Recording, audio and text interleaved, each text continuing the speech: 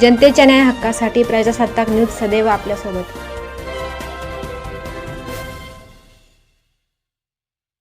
संगमनेर शहराबाहेरून जाणारा निंबाळे बायपास पुणे कोलार घोटी राज्य महामार्गाला जोडण्यात आला असून या बायपासची सध्या मोठ्या प्रमाणात दुरवस्था झाली आहे।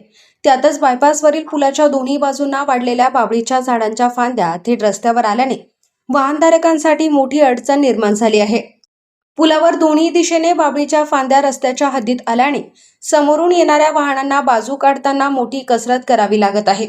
विशेषतः रात्रीच्या वेळी या फांद्या वाहन चालकांच्या लक्षात न आल्यास गंभीर अपघात होण्याची शक्यता निर्माण झाली आहे।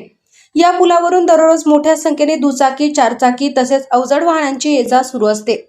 रस्त्यावर आलेल्या फांद्यांमुळे वाहनांना अडथळा निर्माण होत असून एखादे वाहन फांदीला धडकून नियंत्रण सुटल्यास मोठी दुर्घटना घडण्याची शक्यता नाकारता येत नाही। दरम्यान संबंधित विभागाच्या अधिकाऱ्यांनी या गंभीर समस्येकडे तातडीने लक्ष देऊन पुलावर आलेल्या बाभळीच्या फांद्या कट कराव्यात तसेच रस्त्यालगतची धोकादायक बाभळीची झाडे हटवावीत अशी मागणी नागरिक व वाहनधारकांकडून करण्यात येत आहे। आपल्या परिसरातील ताज्या घडामोडी पाहण्यासाठी आजच प्रजासत्ताक न्यूज 24 ला सबस्क्राईब करा आणि रहा अपडेट। तसेच लाईक अँड शेअर करायला विसरू नका। प्रजासत्ताक न्यूज सदैव आपल्यासोबत।